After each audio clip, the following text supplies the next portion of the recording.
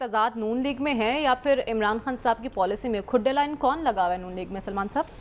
देखिए, बात ये कि सियासी महाज पर जो जितना ज़्यादा खुड्डे लाइन लगा होता है उतनी ज़्यादा चीखो पुकार भी वो कर रहा होता है।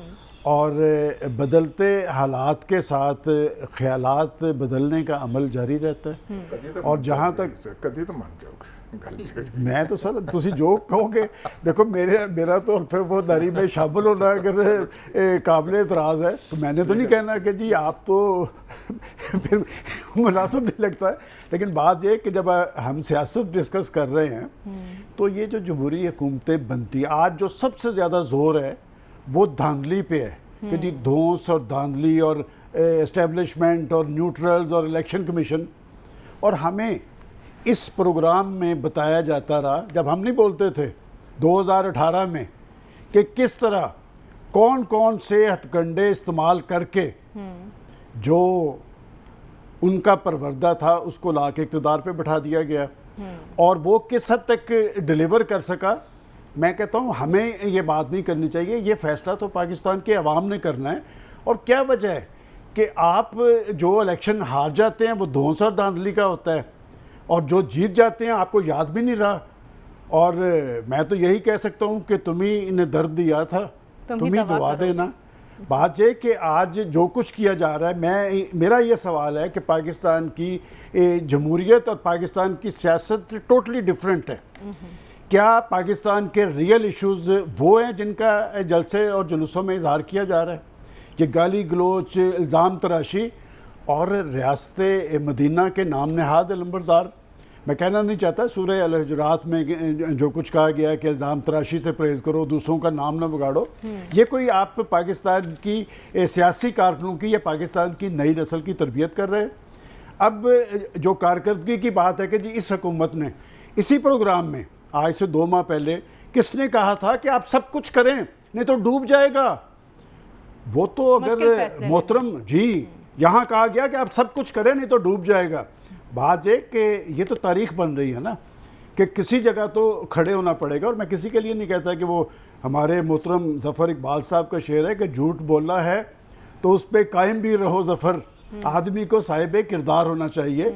लेकिन पाकिस्तान की बड़ी सियासी बदकिस्मती ये है कि हम कहते कुछ और है, करते कुछ और है। आज आपको बस इक़्तिदार ले आया जाए कि इससे बड़ा तजाद क्या होगा कि पिछले दिनों जो कानून साजी पे बात हो रही थी कि कौमी असम्बली के ऐवान से तो आप बाइकाट के इस्तीफ़े दे देते हैं, सेनेट के अंदर भी आप मौजूद होते हैं, पंजाब असम्बली के अंदर भी मौजूद हैं, पख्तूनख्वा के अंदर भी आप मौजूद हैं। तो पाकिस्तान के लोगों ने आपको इसलिए वोट नहीं दिया था कि आप उनका मैंडेट ले जाके उस मैंडेट के साथ ये अशर करें। देखें, बात है कि हमें जो वैलिड पॉइंट यही है कि आखिर क्या वजह है कि पाकिस्तान के अंदर जारी जमहूरियत और जमहूरी अमल डिलीवर करता क्यों नज़र नहीं आता। इसमें कोई शक नहीं कि माजी के 3.5 साल के अंदर भी पाकिस्तान के अवाम महंगाई, बेरोज़गारी, गुर्बत की आग में जलते रहे। और जो मुआहदे आप करके गए, जो कुछ आपने किया, जैसे कि यहाँ कहा गया कि जी वो कुछ तो करना पड़ना था, वो उन्होंने कर दिया। अब ये है कि जी पाकिस्तान की जो मौजूदा गवर्नमेंट है वो डिलीवर क्यों नहीं कर पा रही और ख़ास तौर पे महंगाई का रुझान है उसके आगे बंद क्यों नहीं बांधा जा रहा।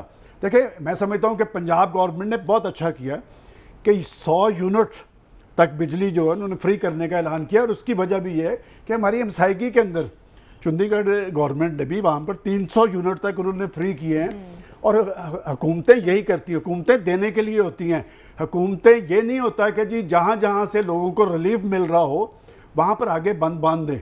और आखिरी बात मैं ये कहना चाहूँगा कि हमारे इल्ज़ामात, हमारे एहसासात, हमारे जज्बात तब तक कारगर नहीं होंगे जब तक पाकिस्तान के लोग अपने अंदर जान पैदा नहीं करेंगे।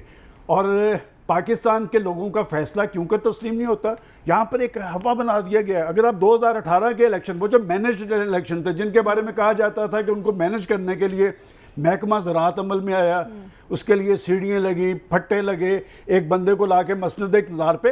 तो पाकिस्तान का कोई भी इलेक्शन साफ शफाफ हुआ है सलमान साहब? देखिए, बात ये 70 का इलेक्शन साफ शफाफ हुआ था। अच्छा। और सबसे बड़ी कौमी बदकिस्मती थी, हमने उस वक्त भी जो अक्सरियती पार्टी थी उसे इक़्तिदार नहीं था दिया, इसलिए कि लालच इस इंतहा पे होती है कि जी बात है कि हमें रख लिया जाए कि जी मुझे सदर तस्लीम कर लिया जाए, फिर मैं मामला करूंगा। मुल्क टूट गया था और बात पाकिस्तान के लोगों को करनी चाहिए। आज अगर इमरान खान साहब को 17 जुलाई के इलेक्शन में पजीराई मिलती है तो बहुत अच्छी बात है, लेकिन इलेक्शन कमीशन भी आपका टारगेट है, पाकिस्तान के न्यूट्रल्स भी आपने कहा मुज़ाकरात की बात, वो किसी सियासी फोर्स से मुज़ाकरात नहीं करेंगे। अच्छा, वो सिर्फ करेंगे न्यूट्रल, इसलिए कि उन्हें पता है कि मैं कैसे आया था और मैं दोबारा कैसे आ सकता हूं। लेकिन वो तो कहते हैं कि इलेक्शन कराना हमारा काम नहीं है, हुकूमत का काम है, उनसे बात देखिए मैं समझता हूं कि इस तगोदो जो कुछ आजकल हो रहा है, इसका एक अच्छा पहलू क्या होगा कि जिस तरह एम्बेरस किया जा रहा है पाकिस्तान के अदारों को, और कौन शख्स कर रहा है जिसने सारे उसके फायदे समेटे हैं, जिसकी वजह से वो 22 साल स्ट्रगल कहाँ गई, जिसमें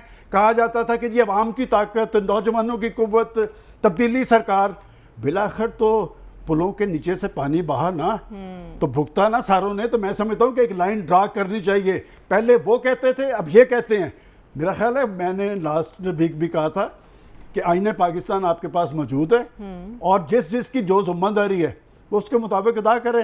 और इस तरह की इल्ज़ाम तराशी और कश्मकश और गाली गलौज तभी होती है जब कोई किसी पे एहसान करता है। वो हज़रत अली का कौल है कि जो जिस शख्स पे एहसान किया जाए उसके फिर शर से बचो।